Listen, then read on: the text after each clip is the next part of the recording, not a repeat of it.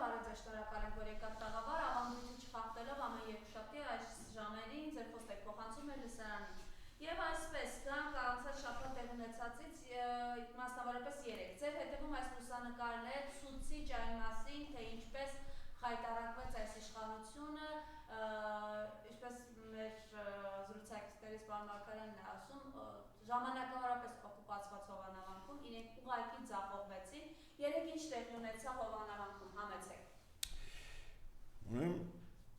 Սա այս նկարը տեսնելուց պետք է ասել նախ եկեղեցի ենք տեսնում, որը Աստծո տուն է, եւ ասում ենք փառք Աստծո, եւ փառք Աստծո նաեւ այս նկարի համար։ Սա ցուցիչ է, այո, սա ի ուրախություն մեր ժողովրդի, մեր եկեղեցու հավատավոր զավակների, սա ուրախության ցուցիչ է։ Եվ երեք հաստորեն մեր թշնամիները ուրացման վերջին արարը այստեղ փորձեցին անել, այստեղ որևիցե ուրեմն պատարակ չկա, ես ուրեմն ասեմ ինչ ա եղել։ Մեր համախոհներից մեկը շատ դիպուկ բնութագրել էր, որ սրբապիղծները գերագույն վիժվածքի առաջնորդությամբ դիվային պաշտամունք կատարեցին ու խունկ ծխեցին դևերին։ Սա մենք արձանագրենք Աստծո տանը։ Հիմա ես ուզում եմ այն ինչ որ երեք կատարեց, ասել Աստծո խոսքով։ Այն ինչ հեթանոսները զոհաբերում են, դևերին են զոհ մատուցում եւ ոչ Աստծուն։ Իսկ ես չեմ ուզում, որ դուք դևերին հաղորդակից լինեք։ Չեք կարող եւ Տիրոջ բաժակը խմել եւ դևերի բաժակը։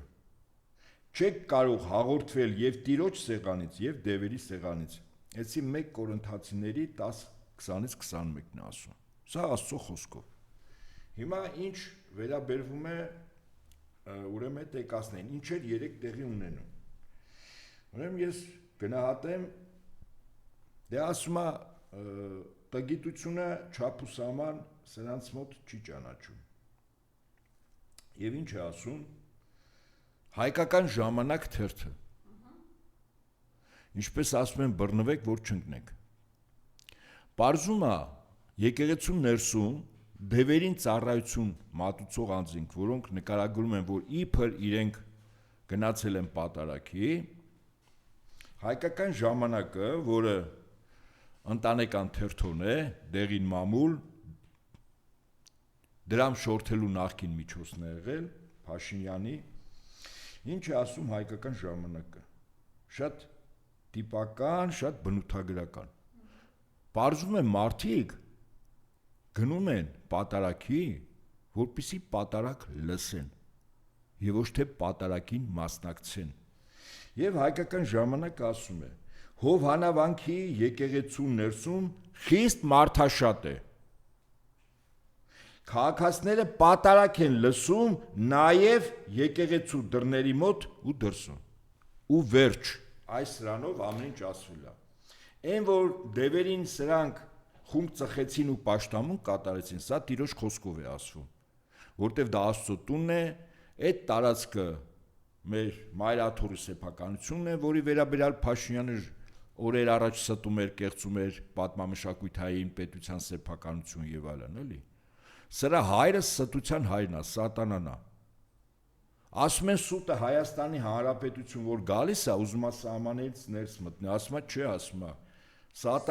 սատանայի լավագույն ծառաներից մեկը Հայաստանում է։ Փաշինյան Նիկոլ այստեղ է, ես Հայաստանում անելիք չունեմ։ Եվ հետեւաբար, այս ամբողջ անձնակազմը մեկ կարգալուց եղած քահանա, Ստյոպիկ Ասատրյան, որը ինչ որ միջոցառում էր անում, ըստ իրենց ցես էր անում, իրականում այդ անում էր, որպեսզի մարդիկ գան ու պատարակ լսեն, անես լավ լսեցին։ Եվ լսելու ժամանակ օրինակ իմ մտերիմ ծանոթներից մեկը, որի հետ ես բարբերաբար շփվում եմ, երիտասարդ բավականին, Հայկ Դորունցը, որը քաջություն ունեցավ եւ մտավ, ասենք իմ ընկերները ուզում էին, որոնք դեմքերը այսպես այս կամ այն ձևով հայտնեն, իսկ այնտեղ ֆիլտրում էին, ում թողեն, ում չէ։ Այսինքն մենք գնայինք այնտեղ մեզ վստահաբար մեր մուտքը միջև եկեղեցի իսկ փակ կլներ։ Հայկ Դորինցին չեն ճանաչել, բայց մեր շրջապատի, մեր գաղափարների, մեր հավատքի տղա է։ Լսենք Հայկ Դորինցն ինչ արեց։ Լսենք։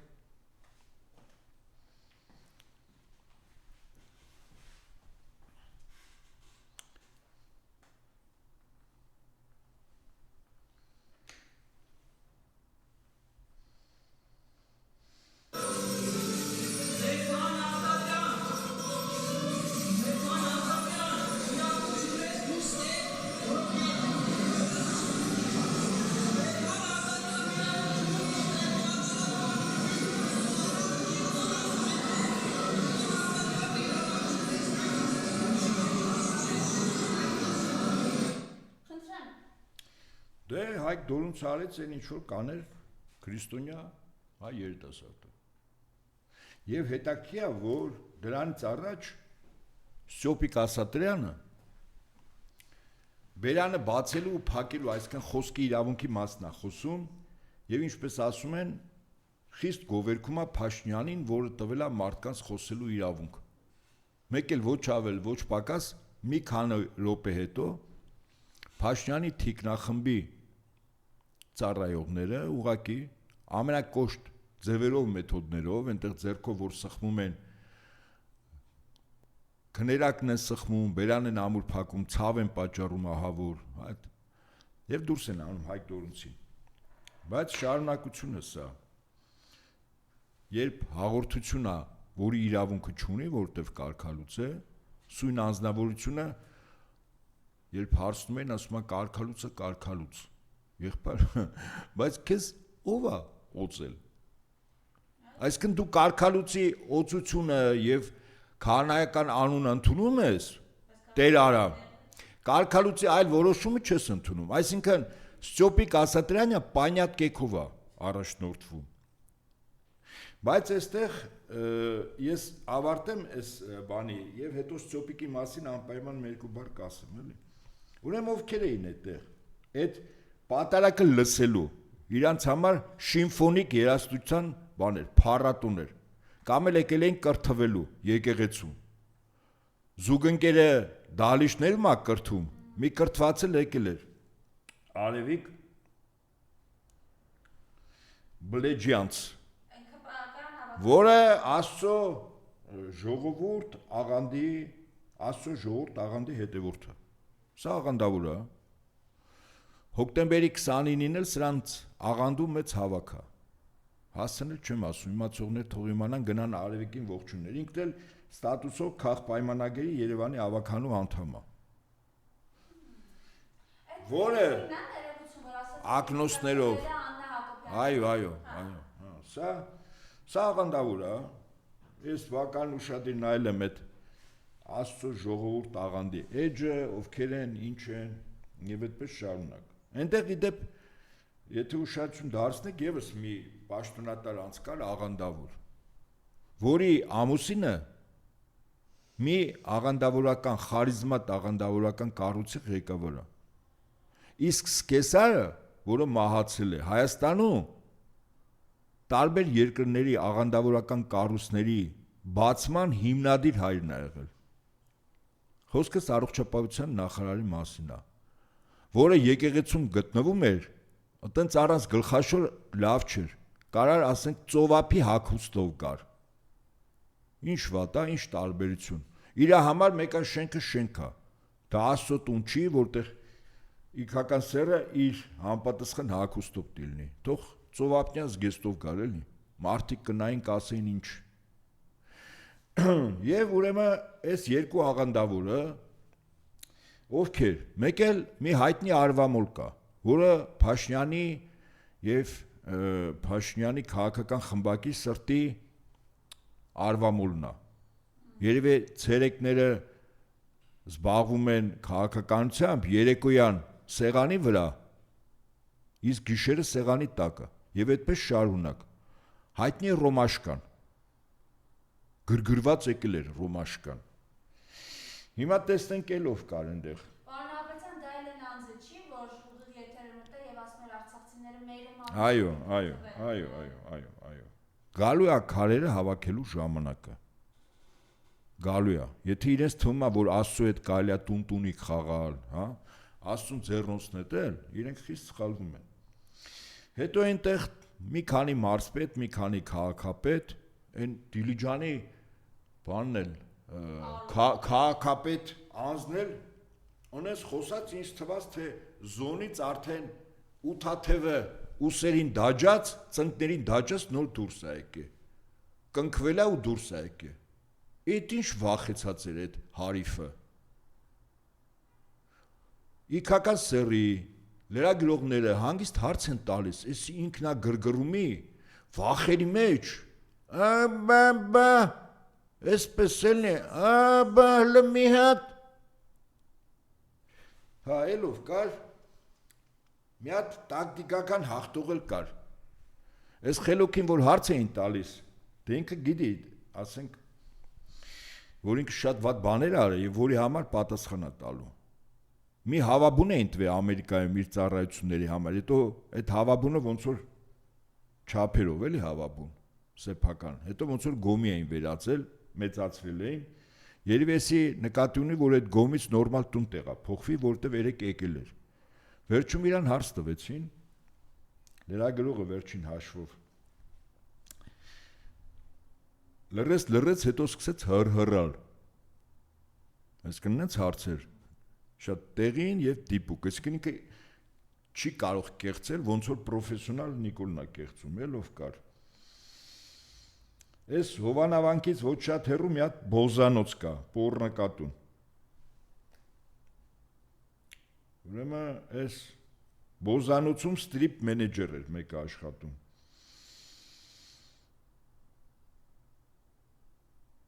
Մելով կար։ Իսկապես ինքն է գնացել։ Այդ ես որ ասում, ոթե չեմ ասում, հիմա անունը չեմ տալիս, իմացողները կիմանան, էլի։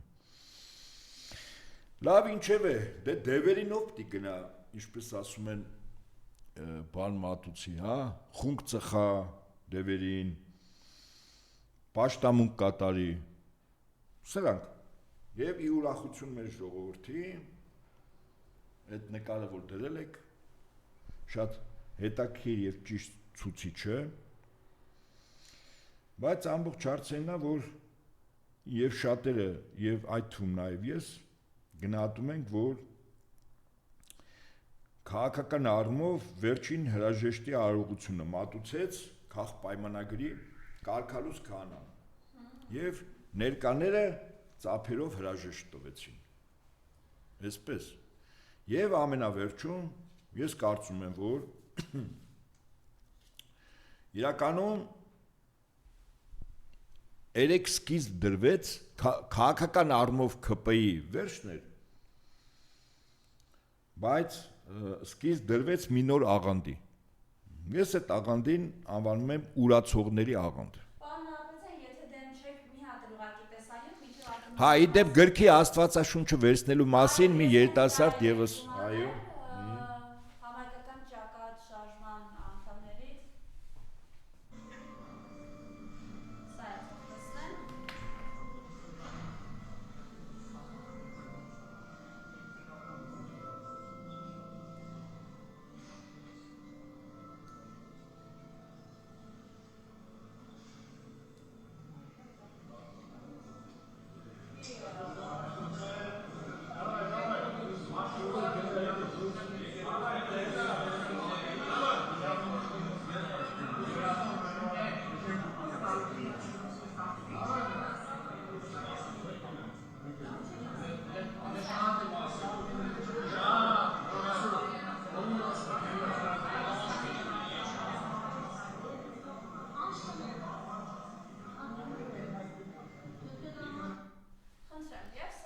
սա է տեսնեմ։ Սա էլ է ցուցիչ, Աստվածաշունչը վերցնել։ Եվ եւս մի փաստի մասին ես բարձրացնեմ, ես երեք այդ նույն ժամին գտնվում եմ Մայրաթոռում Պատարագի եւ Պատարագի արարողությանը որպես սարկավակ մասնակից էր ուրեմն Ստյոպիկ Ասատրյանի Կարգալուց քահանայի եղբայրը։ Սա ինքնին ցուցիչ է, ոչ թե այստեղ Սարոյան Սերյանն է Սարյան եղբայրներ են խաղում, եղբայրները կարծում եմ, այլ այսպես այսինքն մեկը սատանային է ծառայում, բայց Տիրոջ ծառան միշտ Տիրոջ ծառա է մնում։ Հիմա ես կուզենայի այս ուրացողների այո, 3 սկիզբը դրվեց դրա։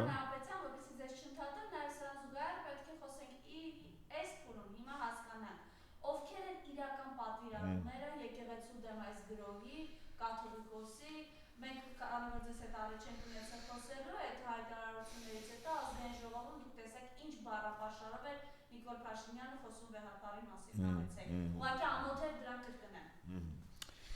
Ուրեմն ուրացողների աղանդ, որը 3 դևերի պաշտամունք կատարելիս եւ խունկ ծխելիս 3 բացում արեց Փաշինյան Նիկոլը որպես այդ աղանդի գլխավոր հովիվ։ Այսպես։ Ինչու եմ ես անվանում ուրացողների աղանդ։ Եթե Փաշինյանի այս 7 տարվա գործունեությունը որպես վարչապետի աթոռին վերընկած մի հարբեցող ծաղրացու նայենք գնահատենք իրականում ինքը ուրացել է։ Ընդ որում ես փաստական եմ ասում, այսինքն ուրանալ ասելով նկատի ունեմ ինքը նախկինում մի կարծիք ուներ եւ հիմա տրամագծային հակառակ, ընդ որում կարևոր արժեքների վերաբերյալ։ Ուրեմն Արցախի ուրացել է Արցախին եւ զոհված նահատակներին։ Ես ինչու եմ ասում, որ Արցախին զոհված նահատակներին, որտեվ Արցախը մի ժամանակ Հայաստան էր եւ վերջ։ Հիմա ինքը Արցախ բառից անգամ հերույա գնում այնպես ինչպես սատանան, երբ Տիրոջ անունն է տրվում կամ խաչ է ցույց տրվում։ Այ մոտապես նույն վիճակում է։ Ինչու ուրացել է մեր տղաներին զոհված նահատակներին, որտեվ 1921 թվականի մարտ ամսին, երբ Փաշինյանը ասում էր հրապարակավ, թե ինչու է մեր տղաները ինչու համար զոհվեցին 44 օրում, ասում է, որ Ալիևը ասի, որ Լեռնային Ղարաբաղը մերն է, այս տղերքը մեզ իրավունք են տալիս, որ ասենք չէ, Լեռնային Ղարաբաղը Ադրբեջանը չի։ Հիմա պարզվում է, որ այդ տղերքը զոհվել են առ ոչնչի, որի վերաբերյալ Փաշինյանի զուգընկերը 2018 թվականի Աննա Հակոբյանն էր քարոզում, հիմա նույն բանը անում է Փաշինյանը, որտեվ տարբեր ուսումնական հաստատություններից, մշակույթի տներից նկարներ են ահանում մեր զոհված տղաները, այսինքն ինքը ուրացել է։ Ուրեմն առաջին ուրացել է Արցախին եւ զոհված նահատակներին, երկրորդ ցեղասպանությունը եւ Արարատին։ Պարզվում է, որ 2018 թվականին եւ դրանից հետո մինչեւ այս վերջերս Փաշինյանը մի այլ տեսակ հայնասեր էր, այսինքն սխալ հայնասեր էր։ Հիմա ինքը ճիշտ հայնասեր, այն ժամանակ ցեղասպանություն էր, ցեղասպանության վերաբերյալ միջազգային կոնֆերանսներ, հանդիպումներ, հյուրեր, հուշահամալիրին ծաղիկ դնել եւ այլն։ Իսկ հիմա ցեղասպանության անգամ հուշահամալիրն է վերանորոգման անվան տակ քանդվում։ Դա ակնհայտ է, չէ՞ որ ցեղասպանության այս մարդը ուրացել է պետական մակարդակով։ Եվ Արարատին, չեմ ասում, որ Արարատը, որը խորհրդանիշ է, պետական եւ շուտով էլ փորձ են անելու մեր զինանշանի վրայից անել պետական բոլոր հաստատություններում այս կամ այն ձեւով Արարատ որպես խորհրդանիշ հանում է։ Սա եւս ուրացում է, այսինքն նախկինում կար, ամբողջովին ընդունում էր, հիմա լրիվ հակառակը։ Եվ վերջին ուրացումը եկեղեցուն եւ հավատին։ Այս Փաշինյանը, որ 18 թվականին, 19-ին գնում էր վեհապար Հայրապետի հետ, խոսք էր ասում, հրավիրում էր, իրար կողք էին նստում, ողջունում էին իր զուգընկերոջներ, գիշերային ստիպ ակումբի մարմնավաճառ տիկնոջ շորեր հագցրած ուղարկում վեհապարի կողքը եւ այլն էլի։ Երևի ինքը հերվից նայում գրգռվում էր Փաշինյանը։ Եվ այդ ժամանակ եկեղեցին նորմալ էր, քրիստոնեությունը նորմալ էր, բայց ինքը որ հավատին է, փաստորեն բանանում, ինքը ուղղափառ հավատին է ուրանում։ Եվ այն աղանդավորների հետ, որտեղ սիլիբիլի էր անում 18 թվին, հիմա այլևս այդ սիլիբիլին բերում է գործնական հողի վրա։ Այսինքն մեկ անգամ եւս կրկնեմ, ուրացողների աղանդ կազմակերպության գլխավոր հովիվ Փաշինյան Նիկոլը ուրացել է առաջին Արցախին եւ զոհված նահատակներին, երկրորդ ցեղասպանությանը եւ Արարատին, երրորդ եկեղեցուն եւ ուղղափառ հավատին։ Հիմա Հայաստանի Հանրապետությունում ուղղակի պետք է հասկանալ Փաշինյանից բացի ովքեր են ուրացողների աղանդ կառույցի ադեպտները։ Ընդ որում մենք երեք տեսանք Հոնանավանքում որոշ ադեպտների, որոնք այդ աղանդի անդամներ էին, բայց կան նաև այլ անդամներ, որոնք դեռևս հրապարակավ դևերին խումբ չեն ծխել եւ պաշտամունք չեն կատարել, բայց կան։ Հիմա բայց երեք նաև հիշեք նաև այնտեղ էլ նաև առողջապահության նախարար Անահիտ Աղանեսյանը, որը մամուլում հրապարակումներ ինքն իր ամուսինն էլ հայտնի ինչ-որ աղանդի հետ։ Ես ասեցի, դուք լսեցիք, ասի ամուսինը Ռեմա խարիզմատ աղանդի ղեկավարն է։ Ավելին նորից կրկնեմ, իր սկեսրարը այո, Հայաստանում աղանդավորական կառույցների հիմնադիրն է։ Ես գիտեմ մեջից։ Ահա, այդպես։ Չբացեմ այլ մանրամասներ։ Սկեսուրը ողջ է, Աստված իրան երկար տարիներ կյանք տա։ Իրենք իրենց ներկայացնում են որպես խիստ խորքային քրիստոնյա, բայց մեկ-մեկ հայլում է շնայեն։ Ասենք նույն սկեսուրը նայի, թե իր անունով քանի առողջապահական իրավաբանական անձ կա, որ լուրջ բիզնեսներով զբաղվում։ Ամուսինն էլ թե քանի տարիա նախկինների եւ ներկաների ժամանակ Հայաստան հոգեմետ դեղեր ներկրող բացառիկ իրավունք ունեցող կազմակերպության ղեկավար եղել։ Եվ ինչ սեր են տածում այդ ընտանիքը բրիտանական համապատասխան այն ծառայություններին ու կառույցներին, որոնք կառավարում են մեր նման երկրներ։ Խոսքս մի վեցի մասին է, հա։ Կարծում եմ էլ ավել բան պետք չի ասել, այսքանը բավարար է։ Եվ հիմա ուրեմն ուրացողների աղանդ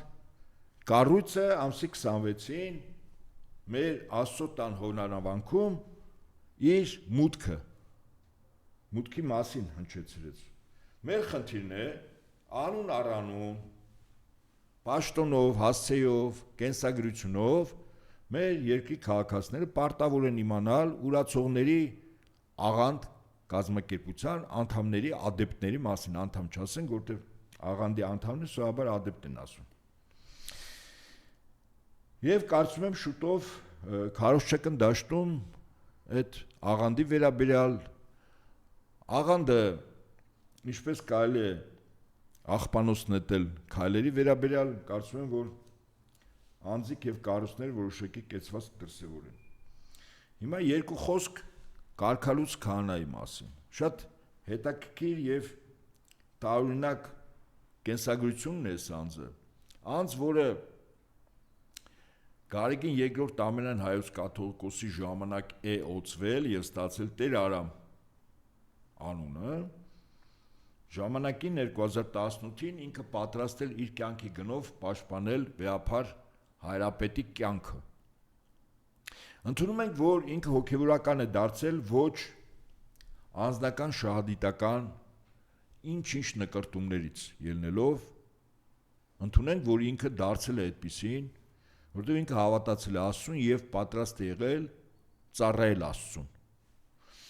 Եվ հետաբար իր ծառայության ընթացքում հասկացել է, որ ինքը կարող է լինել էլ անձը, որ կյանքի գնով պաշտպանի վեհափառ հայրապետին ցանկացած սպառնալիքից, վտանգից, այդ թվում եթե կյանքին է վտանգ սպառնում։ Դուք հասկանում եք այս մարդու զոհաբերվելու պատրաստակամության աշխանը։ Մեծ հաշվով ինքը իրականում փորձում էր այդ առաջարկով կատարել մեր Տեր ու Փրկիչ Հիսուս Քրիստոսի քայլը, որը զոհաբերվեց, իր կյանքը տվեց նախկին այդ ժամանակվա եւ ապագա սերունդների համար, չէ՞, զոհաբերություն է, չէ՞, կյանքը տալը։ Եվ ինքը իր այդ առաջարկով պատրաստակամ էր ուրեմն իր կյանքը տալ։ Հիմա ինչ է կատարվել, որ այս մարդը անգամ վեհափառ հայրապետի որոշումը եւ այն հանձնաժողովը, որը որ իր վարքը գնահատել է, այսինքն այնտեղ մի հոգեվորական չի, հա, նստում, շատերն են եւ որոշում է կոլեգիալ որոշում է կայացվել, որ վեհափառ հայրապետին անգամ կարգալուց է ասում։ Այսինքն ինչն է այս մարդուն ստիպել։ Ես չեմ կարծում, որ դա մեծ գումարը լինի։ Վստահաբար եմ ասում, որտեղ ես ընդունում եմ, որ ինքը հոգևորական է դարձել ոչ անձնական, նյութական, շահադիտական նկրտումներից ելնելով։ Այդ դեպքում ինչն է այս մարդուն ստիպել գլխիվար շուռ գալ եւ ծառայել սատանայի ճտիկին։ Ինչը։ Կոմպրոմատ, իհարկե։ Եվ այդ կոմպրոմատը սովորական կոմպրոմատ չի։ Սա ասենք ինչ որ մեկի հետ կողքից շնացել է, ասենք այդ մարզի համապատասխան ԱԾ-ի կառույցի պատասխանատուն լուր ստացել, նկարահանել են։ Ես կարծում եմ դա չի։ Որտեւ ինքը հասկանում է հիմա ինքը մտել է միտեղ, որտեղ ուղղակիորեն ես չեմ բացառում, նաև ինքը վտանգում է ոչ միայն իր, այլև իր ընտանիքի կյանքը։ Գիտեք ինչի համար, որտեվ ինքը Փաշինյան Նիկոլի համար կարող է դառնալ սրբազան զոհ։ Ես հիմա կասեմ ինչու։ Եվ այսպես ինչ կոմպրոմատ։ Սա ենթադրում եմ մի կոմպրոմատ է, որից հետո ենթադրենք ում կամ այլոց նկատմամբ այդ արարքները, եթե արարքների մասին մարդիկ իմանան, ուղղակի քարկոծելով իրան կարան սատկացնեն։ Եվ այս վախն է, որ իրեն դարձնում է Փաշինյան Նիկոլի ուրացողների աղանդ կառույցի ադեպտ։ Ուրիշ բացատրություն չկա։ Նորից եմ կրկնում, մարդ, որը Հիսուս Քրիստոսի արարքն է ժամանակին փորձել կատարել իր կյանքը նվիրաբերել Վեհափար Հայրապետի ֆիզիկական պաշտպանությանը որպես թիկնապահ իր առաջարկով, հիմա ունի լրիվ այլ կեցվածք։ Այդ այլը շատ ավելի մեղմ եմ ես ասում։ Այդ դեպքում միակ բացատրությունը այս մարդու վրա շատ լուրջ կոմպրոմատն է։ Ընդ որում այդ կոմպրոմատը ոչ թե ծառայությունից հեռացնելու կոմպրոմատ է, ասենք ինքը կարող է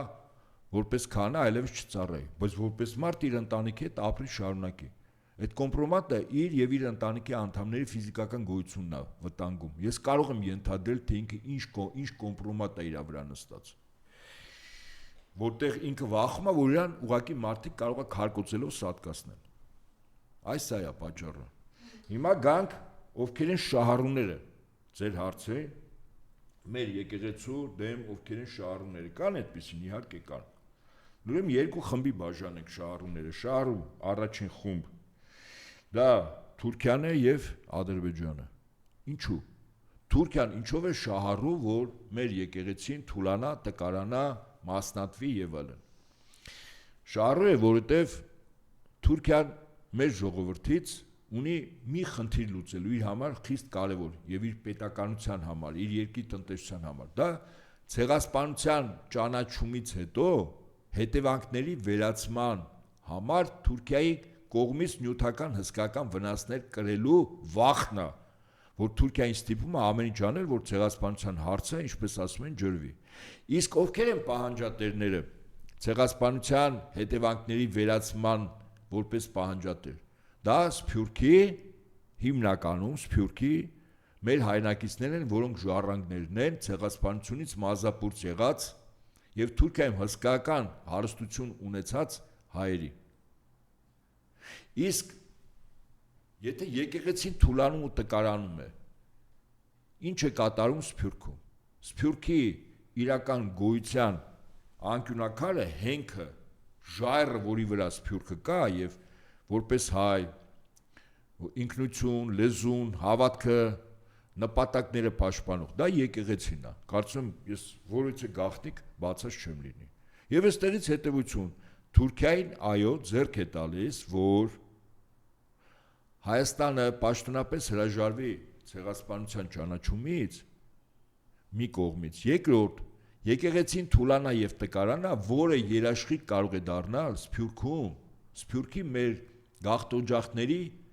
ձուլման եւ ոչնչացման, եւ այդ մարդիկ պահանջատեր չլինեն ցեղասպանության հետևանքների վերացման համար։ Այս սա Թուրքիայի շատ լուրջ մոտիվացիան է, թե ինչու է ինքը կողմ եւ այս կամ այն ձևով սատարում Փաշինյանին, որ մեր եկեղեցին տկարանա։ Ինչով է կողմ Ադրբեջանը, երկրորդ սուբյեկտը Թուրքիայի հետ Ադրբեջանն է, որտեղ Ադրբեջանը մեր եկեղեցուն թուլացնելով իրականում թուլացնում է մեր պետականությունը, որտեղ մեր պետականությունը ուղղակիորեն առնչվում է ուժեղ եկեղեցու գոյության, որտեղ եկեղեցին ինքը նաև ցանցային կառույց է, եւ լրջագույն պետություններում մեր եկեղեցու գոյությունը նաև ուժեղացնելով Սփյուռքը նաև ամրացնում է մեր պետականությունը։ Պատահականն էր, որ Փաշինյանը Սփյուռքի նախարարությունը 2018 թվականին փակեց, հիմնավորելով, որ իբր Սփյուռքի նախարարությունում շատ ծախսեր են անում, բյուջեի վրա ինչ որ թանկ է նստում։ Ակնհայտ է, չէ՞ որ Սփյուռքի փակելու խնդիր կա։ Եվ երկրորդ խումբը դա իրականում Վատիկան, Անգլիկան եկեղեցի եւ ԱՄՆ-ի բողոքական մի քանի եկեղեցիների միավորն է։ Ինչու են իրենք շահագրգիռ, որ մեր եկեղեցին թուլանա։ Ակնհայտ է, որ գաղափարախոսությունները, որի հիման վրա պետություններ են ձևավորվել, այդ գաղափարախոսությունները այլևս աղբանոցում են։ Վերջինը լիբերալիզմն է, որը իր մայրամուտն է ապրում կամ արդեն ավարտին է։ Ընդամենը մի քանի տարի հետո լիբերալիզմը որպես այդպեսին գոյություն չունենա, որտեղ լիբերալիզմ կրող եւ պետությունները եւ վերպետական կառույցների դեմս գլոբալիստները նրանք արդեն պարտություն են կրել։ Այդ դեպքում հարց է առաջանում. պետություններում ժողովուրդների կամ հասարակությունների կառավարման ինչ գաղափարական հենք պետք է դրվի։ Ես կարծում եմ, որ արդեն որոշումը կայացված է։ Դա քրիստոնյա երկրներում դա քրիստոնեությունն է։ Ցանկացած երկրում անկախ նրանից, թե այդ երկրում քրիստոնեության որ ճյուղն է։ Եվ ահավասիկ, երբ նախորդ շաբաթ կարելի ասել երկիր մոլորակի պետությունների գոյության համար շատ կարևոր հանդիպում եղավ, երբ Բրիտանիայի անգլիկան եկեղեցու առաջնորդը թագավոր Կարլ III եկավ 500 տարվա ընդմիջումից հետո հանդիպեց Վատիկանում Հռոմի Պապի հետ։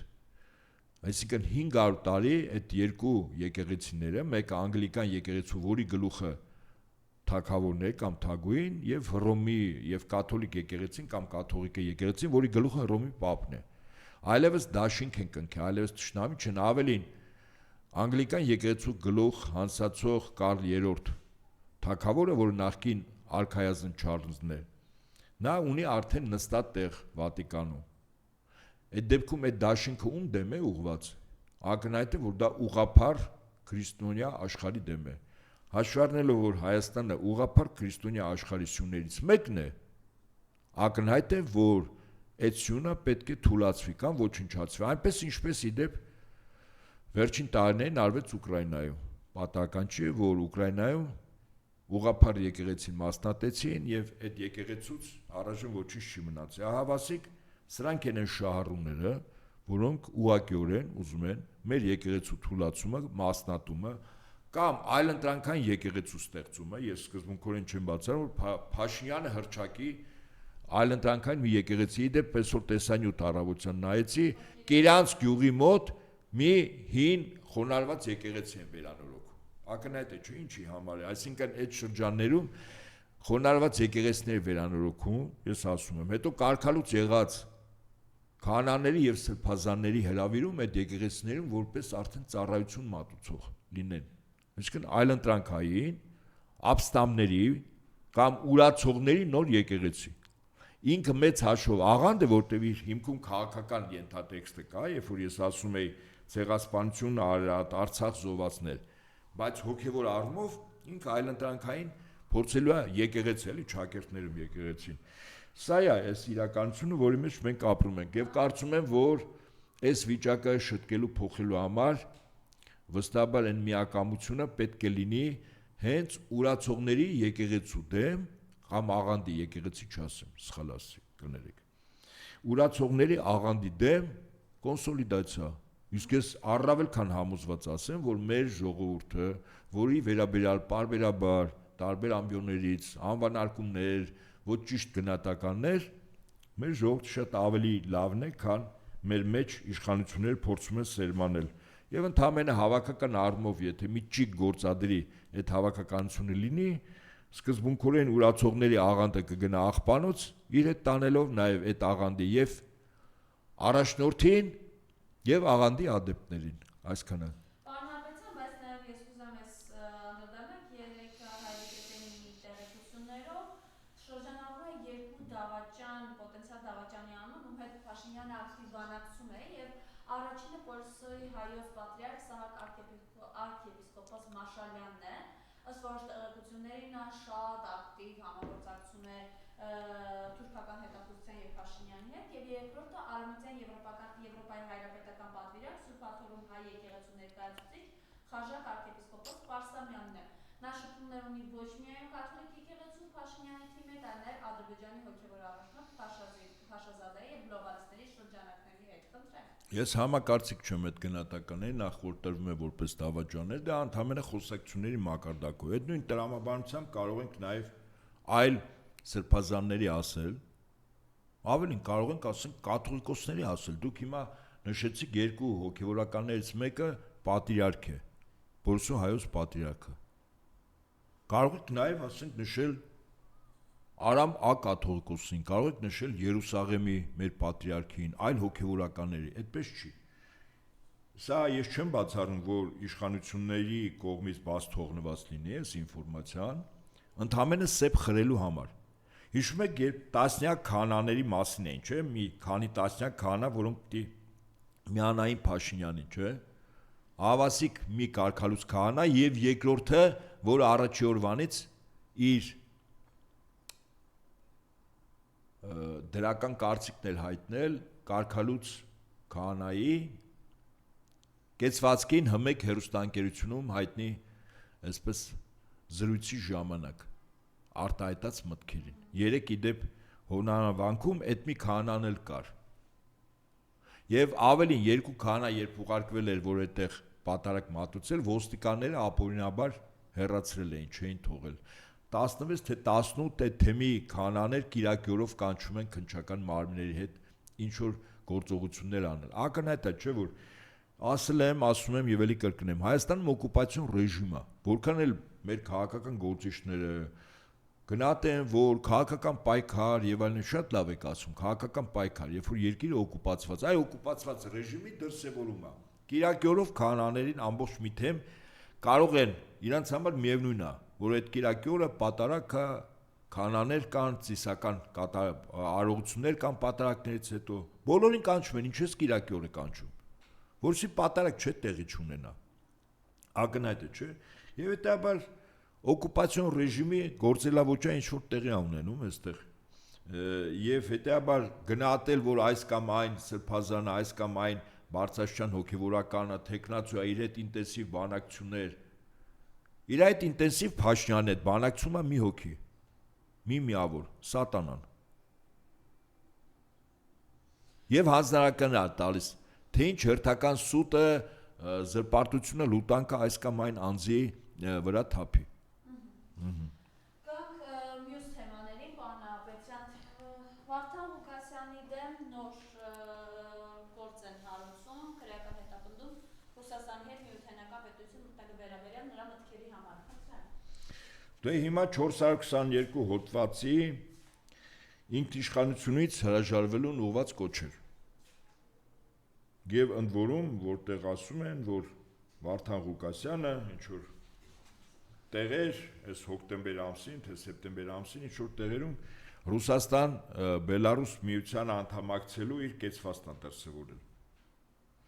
Այդ տրամաբանության որ գնաց Հայաստանում առնվազն Փաշինյան Նիկոլից սկսած, Փաշինյան Նիկոլից 422 հոդվածով դի բանտում ժամանակ անցկացնեն որպես բանտարկյալ։ Ինչու՞։ Որտեղ պարզում է, որ նույնիսկ եթե Հայաստանը տեսականորեն անդամակցի այդ միությանը, Հայաստանը իրականում այն չափով, ինչ չափով որ Հայաստանը կարող է անդամակցել Եվրամիությանը, չի կորցնում իր ինքնիշխանությունը։ Ակնհայտ է, որ ցանկացած վերպետական կառույցի անդամակցելը լինի քաղաքական, տնտեսական, թե ռազմական, քո ինքնուրույնությունից ինչ որ մաս բաժին ես հանում ընդհանուրի շահերի պաշտպանության տրամաբանության մեջ։ Եվ շատ բնական է։ Եվրամիության անդամ երկրներից հիմնականում այդ միության ճակատագիրը մի քանի պետություն են որոշում։ Ընդ որում այդ պետությունները առաջնորդին որոշում են իրենց բնակչության թվաքանակով, որտեղ ասենք նույն Եվրամիության անդամակցելու հետ կապված քո ձայնի իրավունքը ոչ թե 100% է, այսինքն 1 ձայն, դա կախված է Եվրամիության անդամ երկրների, ասենք 500 միլիոն բնակչության մեջ քո երկրի բնակչության թվաքանակը քանի տոկոս է կազմում։ Մեկ ձայնի այդքան տոկոսը։ Ասենք 2.5 միլիոն է Հայաստանի բնակչությունը, փաստացի կես տոկոս։ Այսինքն ոչ թե 100%, որը մեկ ձայն է, այլ կես տոկոս։ Հայաստանը այդպիսի ձայնի իրավունք ունի։ Ժամանակին ես եւ իմ ընկերը, երբ այսպիսի թեմա կար, 422 հոդվածի Հայկ Այվազյանը, որը լույս տեղեկատվական վերլուծականի ղեկավարն էր, երբ 23 թվականի մայիսի 3-ին ազգային ժողովի կողմից երկրորդ ընթերցմամբ եւ ամբողջությամբ ընդունվեց ՀՀ քրեական օրենսգրքում լրացումներ կատարելու մասին ՀՀ կառավարության առաջարկած օրենքի նախագիծը, մենք այդ ժամանակ Եվրամիության հետ կապված Հայաստանի անդամակցության փաստական, տնտեսական, քաղաքական գործունեության, այդ թվում նաև եվրոպական մի շարք կառույցների, Եվրախորհրդի հիմնավորումներն ենք տալիս, թե ինչ ասելի, եթե Հայաստանը մտնի եւ դառնա Եվրամիության անդամ, եթե իհարկե դառնա։ Ակնհայտ է, որ չի դառնալու եւ Եվրոպան ինքն է որպես Եվրամիություն շուտով ոչնչանալու եւ դրա մեջ անուրանալի դեր ունի Միացյալ Նահանգների նախագահը, որտեղ Եվրամիությունը գլոբալիստների կառույց է, բայց մեկ ուրիշ փաստ էլ բերեմ, որ Եվրամիությունից ժամանակին դուրս եկավ Բրիտանիան։ Երբ ուսումնասիրում ենք դուրս գալը հիմնավորումները, հայտարարությունները այդ երկրի վարչապետի պաշտոնատար անձանց, իմ ձեռքի տակ է վերլուծությունները, պարզում է, որ փաստացի Բրիտանիան դուրս է եկել Եվրամիությունից, որպեսզի վերականգնի ոչ ավել ոչ պակաս իր ինքնիշխանությունը, որը կորցրել էր, երբ որ դարձել էր Եվրամիության անդամ։ Այս վերլուծությունները եւ գնահատականները փաստական իմ ձեռքի տակ կա, ես հորդորում եմ, եթե Վարդան Ղուկասյանի փաստաբանները ցանկությունն ունեն, ես կարող եմ տրամադրել այս զուգահեռը տանելու, թե ինչ ասել է Հայաստանը, եթե անդամակցի Ռուսաստան, Բելարուսին, որքանով է կորցնում ինքնիշխանությունը, ինչ չափով եւ որտեղ, եւ Փաշինյանի կողմից իրականացվող քայլերը, որ Հայաստանի ժողովուրդը ինքն էր ասում, որ արդեն պատրաստ է Եվրամիության անդամակցելու, ինչքանով է այդ դեպքում Հայաստանը կորցնում ինքնիշխանությունը։ Ուստի եւ ես կարծում եմ, որ փաստաբանները կարող են այլ մարտավարություն որդեգրել, հակընդդեմ հայցով Հայաստանի Հանրապետությանը առնվազն մի քանի 100 անձի նկատմամբ, փաստաբանները թող ընտրեն Փաշինյանից սկսած, մտնեն դատական process-ի մեջ, երբ Փաշինյանը հրապարակավ քարոզություններ անում Հայաստանը Եվրամիության անդամակցելու։ Իմ ձեռքի տակ նորից եմ ասում, կամ բոլոր են փաստերը, որով Եվրամիության անդամակցելը իրականում Հայաստանը ինչքանով է կորցնում իր ինքնիշխանությունը։ Մենք կարող ենք այդ փաստերը տրամադրել եւ կոնկրետ ես գործնական քայլ եմ ասում։ Փաստաբանները թող հակընդդեմ հայցով Փաշինյան Նիկոլից սկսած առնվազն դեռ մի 100 հոգի մարդ կա։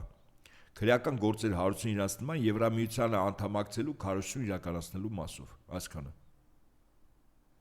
Պարզ չէ, որ այս ամեն ինչը ֆիքսի վեր հասնում է, որ Վարդան Ղուկասյանի դեմ մենք շոկ։ Բայց կաշառքի գործը ինչ եղավ։ Օրինակ ոնց որ թե կաշառքի գործից տալ առնելուց պարտադերուց չեն խոսում։ Ես օրինակ գիտեք ինչ կարող եմ ենթադրել։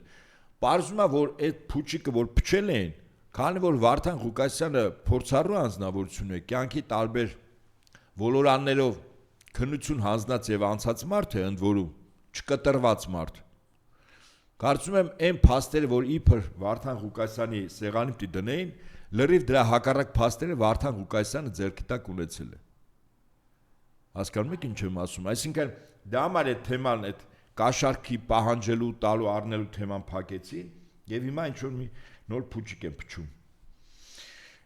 Սա էլ ինչ վերաբերում է Վարդան Ղուկասյանի հետ կապված, ոնց որ թե երկու բան ես ասեմ, որը մեր ժամանակ արդեն մոտենում ավարտին, որն Պուտինի Ռուսաստանի նախագահ Վլադիմիր Պուտինը երեք կարելի ասել սենսացիոն խոսք ասեց այն առումով, որ երեք առաջին անգամ ամբողջովին փորձարկվել է թևավոր հրթիռ Բուրիվեսնիկ 14000 կիլոմետր թռել է 15 ժամ թռիչքում է եղել միջուկային էներգետիկ սարքավորումով աշխատող սա այն հրթիռներից մեկն է երբ ռուսական կողմը սա ցույց էր տալիս որոշ տգետներ հեգնում էին ասում էին որ դա իբր բանա մուլտիպլիկացիոն կինոնկար են էլի ռուսները ցույց տալիս հավասիկ հիմա այդ մուլտիպլիկացիոն կինոնկարից միջուկային էներգետիկ սարքավորումով կամ ռեակտորով աշխատող հրթիռը 3 անցել է ուրեմն իր փորձարկման վերջին փուլը հաջող փորձարկում է եղել սա նշանակում է որ շուտով այդ հրթիռների սերական արտադրությունը կլինի որը մեծ հաշվով ահուսարցափ է երկիր մոլորակի ցանկացած պետության գլխին եթե դրանել ավելացնենք որ նախորդ շաբաթվա սկզբին տեղի ունեցել Ռուսաստանի միջուկային ստրատեգիական զինատեսակներով զենքերի զորավարժություններ եւ Ռուսաստանի արևմուտքից հրթիռներ էին արձակվել այն փորձադաշտը, որտեղ պետք է պայթային, դա մոտ 8-9000 կիլոմետր էր դեպի Կամչատկա եւ այդ զորավարժություններով Ռուսաստանի նախագահը իրականում ցույց էր տվել եւ արևմուտքին եւ Միացյալ Նահանգներին, որ ռուսական միջուկային զինանոցը կազին պատրաստ է, ցանկացած պահին կարող է կատարել երկրի գերագույն գլխավոր հրամանատարի հրամանները, այդ թվում նաև օգտագործելով միջուկային զինանոցով հրթիռներ։ Ինչպես ասում են, սա սառը ցնցող պետք է լիներ բոլոր տաք գլուխների համար, այդ թվում եվրոպական մի քանի երկրների մեծ հավակնություններով եւ հիվանդագին երևակայությամբ առաջնորդների, այդ թվում նաև Միացյալ Նահանգների նախագահ Տրամպի համար։ Սա ինչ վերաբերվում է շատ կարևոր ուրեմն 3 նախորդ շաբաթ տեղի ունեցած իրադարձություններին եւ վերջում ես կուզենայի շուտով վաղաշաբաթ համայնքում ընտրությունները այդ ընտրությունների վերաբերյալ գիտեք երբ որոշ մարդիկ հիմա փորձում են շահից ելնելով տարանջատվել կամ մեծ հեռավորություն պահել Փաշինյան Նիկոլին, որտեղ այդ մարդի ինչպես ասում են, այդ մարդի վրայից հոտ է գալիս, հա, հայերեն ասած Վանյա հետ։ Հիմա ուրեմն էս Վանյա, որի վրայից Վանյա տանում, բոլոր առումներով։ Ուրեմն իբր ընդդիմադիր կամ ոչ իշխանական, չասեմ ընդդիմադիր, ոչ իշխանական տեխնացուներ, ոչ ԿՓ-ի տեխնացուներ են վաղաշաբաթի ընտրություններում Հանրապետություն կուսակցությունից մի տեխնացու եւ ԿՊ-ի տեխնացուն, որը հրապարակավ ինքը փորձում է ձերբազատվել այդ հոտից, որի անունն է ԿՊ կամ Փաշինյան Նիկոլ։ Ես հորդորում եմ բոլոր լրատվամիջոցներին, բոլոր անխտիր 24 ժամվա ռեժիմով զանգահարել այդ կուսակցության իրական տեխնացու, որը փորձում է մարդկանց մոտ տպավորություն ստեղծել, որ ինքը Փաշինյանի եւ ԿՊ-ի հետ կապ չունի, Արգիշտի Մեխակյանին։ Եվ հարցնել, ընդհանրապես այն հարցերը, որի վերաբերյալ ես կեցված նոր դրսևորեցի ուրացողների աղանդի անդամ ադեպտ լինելու մեջ։ Հարցնեն, օրինակ, Արգիշտի Մեխակյանին ձեր վերաբերմունքը Արցախին եւ զոհված տղաներին հրապարակավ մինչև նոյեմբերի 16 թվականի ժամանակ կա որտեղ Արգիշտի Մեխակյանին տեսնում եք հարցրեք քո վերաբերմունքը Արցախին զոհված տղաներին հրապարակավ թող ինքը ուրանա Նիկոլին որ պայն ասի իհարկե Արցախը մեր հայրենիքն է մեր զոհված նահատակները հանուն մեր հայրենիքի ազատագրության են զոհվել այդ թվում նաեւ իր հայրը Մեխակը սա ինքը փաստացի Մարիամ ինքը ուրանում է ու Նիկոլին հաջորդը նույն Արգիշտին թող լրագրողները եւ քաղաքացիները հարցնեն քո վերաբերմունքը ցեղասպանությանը եւ այն Արարատին որ ամեն աստծոր երբ որ աչքդ բացում ես քո ապրած բնակավայրը այսպես հարևանությամբ է Արարատին գտնվում խոսքս Էջմիածին քաղաքի մասին է քո վերաբերմունքը ցեղասպանությանը եւ Արարատին թող ասի որ ցեղասպանության ինքը հետամուտ է լինելու եւ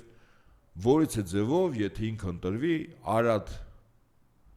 Սրբազան լեռը երբևիցե ոչ պաշտոնական եւ պաշտոնական գրագրությունից, սիմվոլիզմից չի հանվի եւ ամենավերջում իր վերաբերմունքը եկեղեցուն եւ հավատին։ Մասնապես որքանով է ինքը հավատարիմ մեր առաքելական ինքը արդյոք հավատավոր զավակ է մեր եկեղեցու, եթե ասում է այո, ապա այդ դեպքում հաջորդ հարցն առաջանում, այդ դեպքում ո՞րն է ձեր քայլերը եղել այս ընթացքում, ինչ եք արել, չէ՞։ Խոսքով չի, էլի կենաց չի, կոնկրետ։ Թող ինքը ասի, օրինակ պաշտպանել է, կեցվածք է դրսևորել եւ ուղղափառ քրիստոնեությանը եւ ոնց է վերաբերում ինքը աղանդավորներին, այսպես ասենք։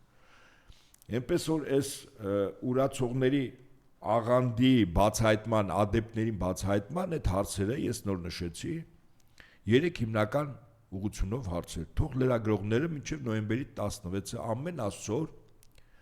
Արգիշտի Մեխակյանին տան, ինքն էլ հրապարակավ, եթե ճիշտ կեցված դրսևորի, սա գիտեք ինչ է նշանակում, որ ինքը փաստացի ուրանում է Նիկոլին։ Իսկ Նիկոլը, քանի որ հիշաչար անձնավորություն է, կարծում եմ մինչև նոյեմբերի 16-ը Արգիշտի Մեխակյանից չգիտեմ ինչ կսարքի, ասենք քյուֆտա։ Եվս 3 հարց պարոն Նարապետյան, այսօր հոկտեմբերի 27-ն է եւ ըստերության հոկտեմբերի 27-ի շահառուները մի բան որ չկարողացան անել 2008-ին, արեցի 2018-ին։ Խնդրեմ այս մասով ձեր խոսքը եւ որպեսզի ձեզ չընդհատեմ, ինչ է ասում համատեղության կարգով ԵԿՄ նախագահ կամ Նիկոլ Փաշինյանի մոտ աշխատող Սասուն Միքայելյանը, եթե Վազգենը կենդանի լիներ, նման բան չէր կարող լինել Ղարաբաղի հետ կապված, ասում է Սասուն Միքայելյանը։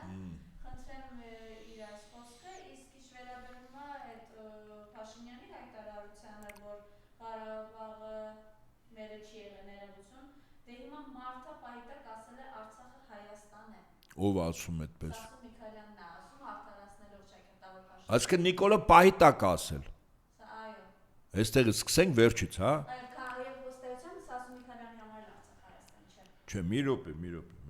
Նախ ինքը նման բան չի ասել, ասում Միքայելյանը, բայց ինքը շատ կարևոր նոր մեզ ինֆորմացիա է տալիս։ Գիտեք, պարզ Սարեցին հաճախ իր մտքերը որ ասում է,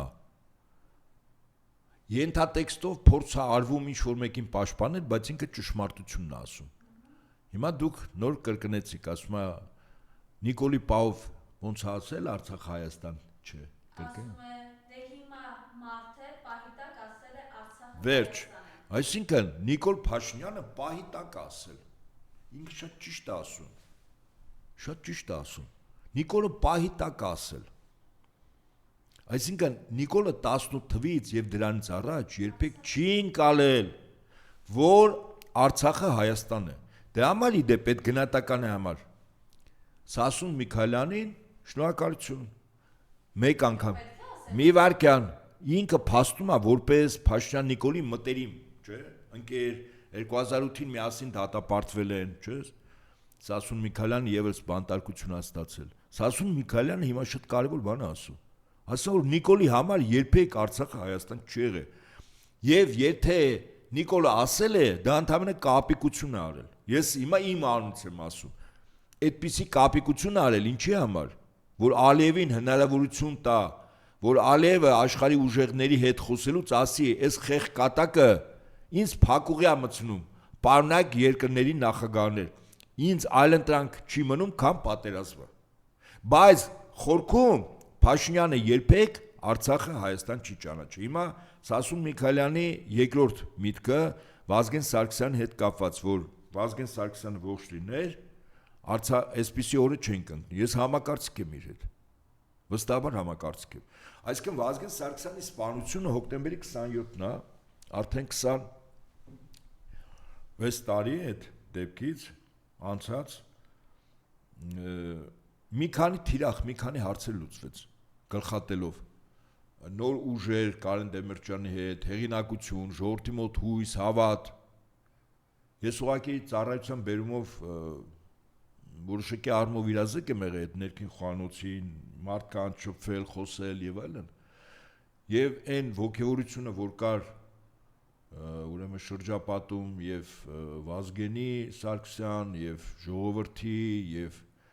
կառավարության անդամների ողջավորությունը, որ դե աշխատեին 24 ժամվա ռեժիմով եւ այլն, նախ սպանվեց այդ ոգևորությունը, այսինքն իրոք պետական առումով որոշակի բացթողումներ, շտկումներ կատարելու եւ այլն։ Երկրորդ ակնհայտ է, որ դա մեղրի հարցն էր։ Ակնհայտ է այն առումով, որ իսկապես եւ Վազգեն Սարգսյանը եւ Ռոբերտ Քոչարյանը մեղրին սկզբունքորեն դեմ են եղել։ Որոշ տխմարներ ասում են Քոչարյան Ռոբերտը երկրորդ նախագահ, ինքը կողմ է եղել։ Ասում են, բա Վազգեն Սարգսյանի այդ դեպքերից հետո, բայց մեղրին Ռոբերտ Քոչարյանը խի չհանձնեց, որ եթե ինքը կողմ էր, կամ անուղակի սլակներ են իր վրա տանում։ Առնվազն այդ ասողներին կամ պիտի ուղարկել ավան հոգեբուժարան 6-րդ պալատ, կամ ասել վերենգեք ձեր տեղները հիմար հերիքա դուրս տակ, այ գործակալներ կամ ազդեցան գործակալներ։ Ուստի Վազգեն Սարգսյանը ֆիզիկապես շլնելը կարևոր է, այդ մեղրին դեմ լինելն էր, ինքը եւ այդ ժամանակ Հայաստանի երկրորդ նախագահ։ Եվ հիմա կյանքը ցույց է տալիս, թե իրականում մենք կարող ենք արդեն ենթադրել, թե ովքեր են շահառուները այդ դեպքի։ Ավասիկ շահառուներից մեկը Փաշյան Նիկոլի տեսակն է։ Անուններ չտանք, ահավասիկ, հիմա Փաշյան Նիկոլը միջանցքը հանձնեց, չէ՞։ Եթե այն ժամանակ Փաշյան Նիկոլը լինել պատասխանատու անձ, վստահաբար մենք ասենք, որ այո, Փաշյան Նիկոլն էր այդ ամենի գլուխ, որտեղ ինքը շահառու է, որտեղ ինքը ցանկանում է ավասիկ Արցախը հանձնել, միջանցքը հանձնել, որ իբր ինքնիշխանությունը վերականգնի, նման բան չկա։ Իրականում հանձնվել է մեր երկրի համար ստրատեգիական նշանակություն ունեցող տարածք, որով թուրքական աշխարհը, որը աշխարհագրորեն իրար հետ կապված չէր եւ Հայաստանը սեպի նման խրված էր, հիմա այդ սեպից մի էլեմենտ հանվել է։ Իրականում այդ սեպը ոչ թե մեղրի հարակից տարածքն է, այլ ամբողջ Հայաստանը եւ թուրքական աշխարհը ուրեմն այդպես է նայում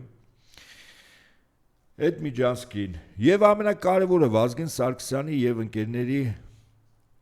ֆիզիկապես չգոյությունը իրականում կարելի ասել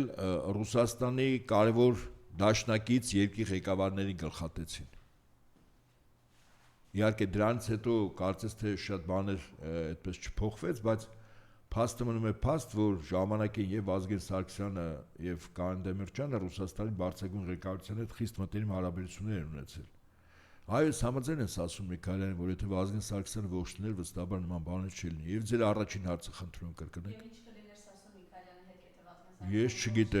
Ես չգիտեմ ինչ կլներ Սասուն Միքայելյանի հետ։ Ոնց կարող եմ գնահատել ինչ կլներ։ Իր արարքների համար նկար։ Ես կարծում եմ, որ Վազգեն Սարգսյանը որ ողջուներ, վստահաբար Սասուն Միքայելյանի կեցվածքը այդպեսին չէր լինի, ինչպես եղավ Փաշյան Նիկոլի ժամանակ։ Վստահաբար եմ ասում, հաստատ։ Նույնիսկ եթե ինքը ներքուստ համաձայն չլներ, բայց ինքը դրսևորումներ չէր ունենա։ Եթե նա մեջից է չլիներ, պարոն Նահապետյան, ինքը մեջից է պատասխանել։ Ես գիտեք, եկեք այսպես ասեմ, հա։ Ես փորձում հասկանալ ձեզ ինքեջան։ Ես ուզում եմ ասել այսպես, հա, նույնիսկ շատերը իրենց իրականում ներսը շատ բաներ են պահում, չեն արտահայտում, հա։ Վստահաբար Վազգեն Սարգսյանի ժամանակ շատերը մի կերպ էին, այս իրադարձություններով, երբ որ մենք անցանք, լրիվ այլ մարդիկ դարձան։ Ես կարծում եմ իրականում այդ մարդիկ հենց եղել են այնպես, ինչպես նախկինում չէին, հիմա են բացահայտվել։ Այն ժամանակ պայմաններ չկար բացահայտման։ Հիմա բացահայտվել են։ Եվ շատ քչերը կան, որ նույն էին, ինչպես 90-ականների սկզբին, ինչպես 2000-ականների սկզբին, ինչպես 99 թվականի հոկտեմբերի 27-ից հետո եւ նույնն են հիմա։ Ցավոք սրտի քչեն են մնացել։ Այսինքն մնացածները իրականում իրենց ներքին էությունը կամ իրենց ընկալումները, մտածումները այն ժամանակ այլ ա եղել։ Ուղղակի հանգամանքները թույլ չեն տվել, մարդիկ թույլ չեն տվել, որ ասեն դրա մասին։ Տարբեր շահադիտական, վախ եւ այլն, այս բոլորը մի կողմ վրա, բայց հիմա երբ որ այդ խոչընդոտները չկան, մարդիկ դրսևորվում են։ Բայց դուք առաջին հարցը մեկ այլ բան եք տալիս, մինչեւ հա 27-ը, հա, ես ասեցի։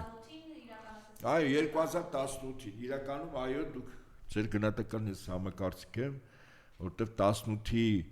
իշխանազավթումը բերեց այս կորուստները եւ Արցախի կորուստի եւ Միջանցքի տալու եւ շուտով առավել քան համոզված ասեմ պայքարա գնալու Հայաստանից ռուսական 102 բազան դուրս տնելու, ատոմականը փակելու, ռուսական գազից ուրեմն կտրվելու, երկաթուղին օտարներին հանձնելու եւ այդպիսի գործընթացներ։ Այսինքն Հայաստանը մտցնում են թուրքական աշխարհի մեջ։ Եթե 3 նախագահների ժամանակ Հայաստանը կարողանում էր մանևրել, այսպես ասենք, կոմպլիմենտար եւ, հա, որը ըստից ես գտնում եմ սխալ էր, իմ անձնական կարծիքով դա սխալ էր։ Բայց ինչևէ, կարողանում էին մանևրել։ Հիմա եկել է պահը, որ 18 թվականին սրան բերեցին, որտեղ Հայաստանը ամբողջությամբ պիտի մտցվեր թուրքական աշխարհի մեջ։ Եվ այն խոչընդոտները, որ կային թուրքական աշխարհի մեջ մտցնելու, պետք է վերացվեր, երկու խոչընդոտ վերացվել է, Արցախը, Միջանցքը։ Երրորդ խոչընդոտը ռուսական ռազմական ներկայությունն է, չորրորդ խոչընդոտը տնտեսական ներկայությունն է։ Այս երկուսն էլ հանում են Հայաստանը այլևս թուրքական աշխարհի մաս է։ Տնտեսական ասացիք, մի հարց էր, անցած շաբաթ ազգային ժողովում քվեականները եռանդորեն քննարկում էին ադրբեջանական ցորենի մասին։ Չէ, ասում է ղազախական ցորեն, նա նույնիսկ ցորենն է կաղա ղազախական չլինի, իբր Ղազախստանից Ադրբեջան ու Հայաստան է գալիս։ Ասենք, այդ ցորենը գալիս էր Արցախից, այնտեղ ոչ Ղազախստան կա, շատ ավելի շատ էր գալիս, ավելին ասեմ, եւ շատ ավելի էժան էր գալիս։ Հասկանում եք։ Հիմա խեղ կատակները մեր հայրենիքի մի մասը հանձնել են, ուրախանում են, որ քո հաղթող թշնամին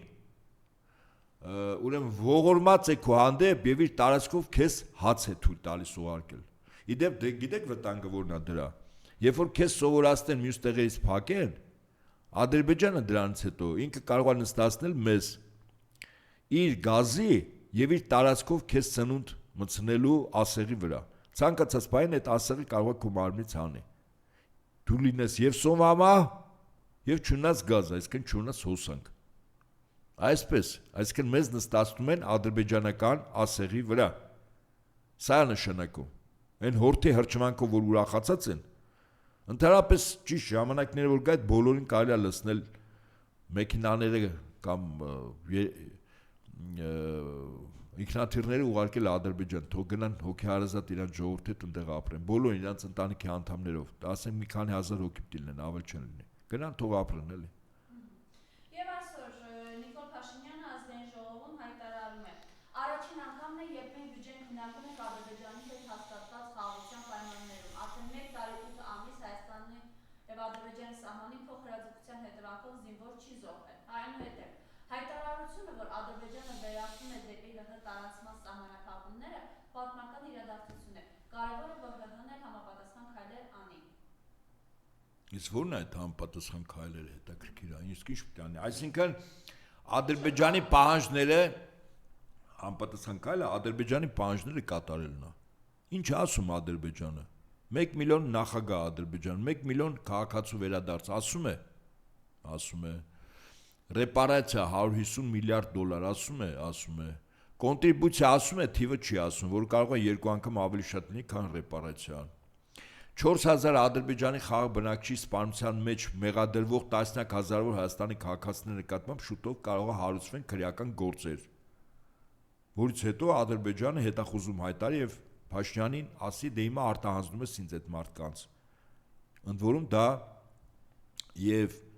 օգոստոսի 8-ին Վաշինգտոնում ստորագրած փաստաթղթի մեջ կետ կա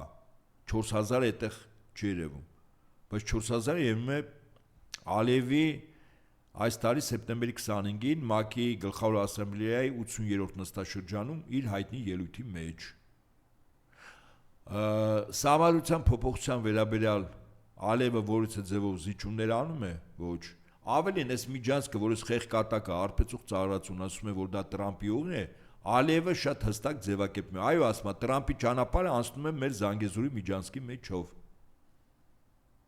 Այս վերջերս էլ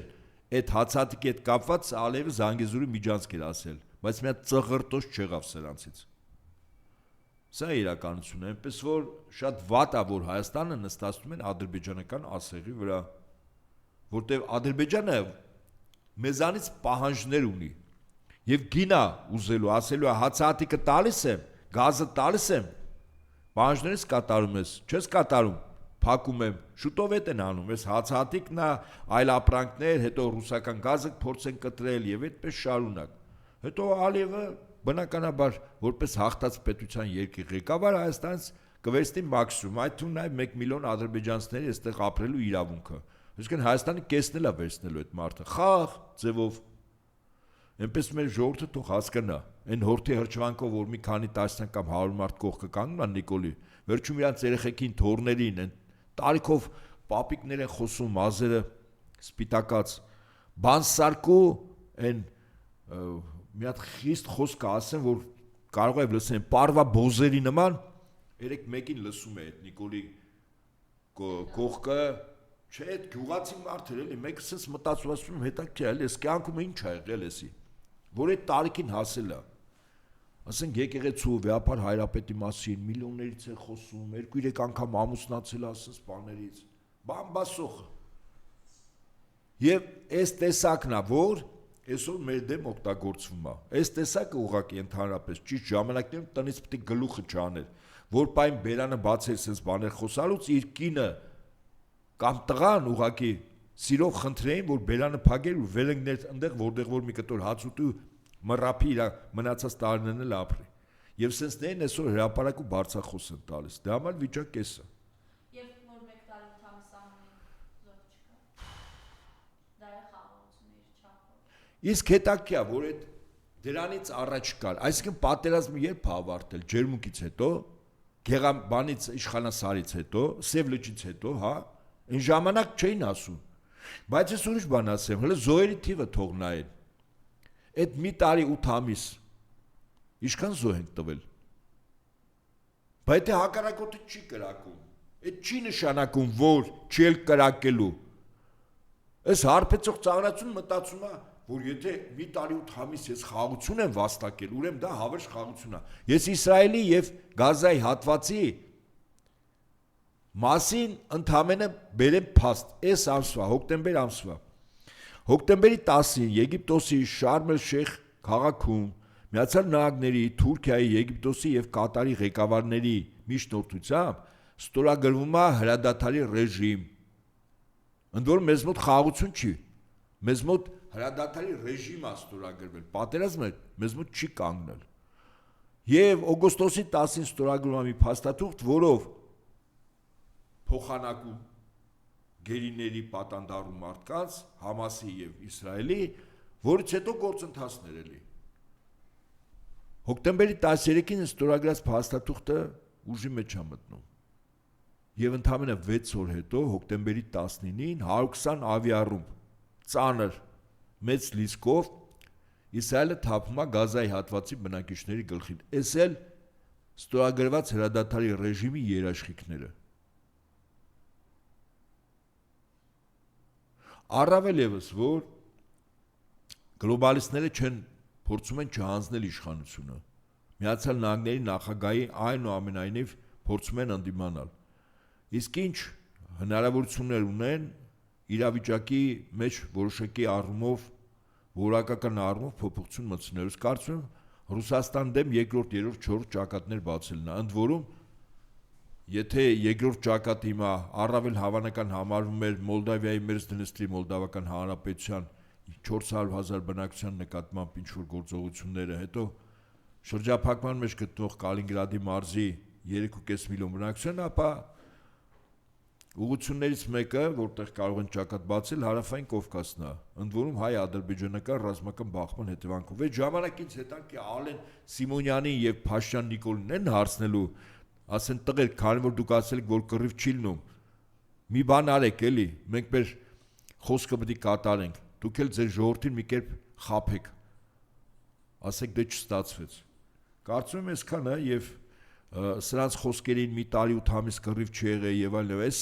նման այն մարդկանց, ովքեր ասում են շնորհակալություն հայտնեք, որ դուք արև եք տեսնում առավոտ շուտ արևածագ, երեկոյան մայրամուտ եւ կարողանում եք օդ շնչել եւ ջուր խմել եւ հաց ուտել։ Այդ դա մեր շնորհքն է։ Այսինքն գործը կարող է հասնի նման հիմարություններ էլ ինչ որ դուրս են տալիս նրան։ Այսքանը։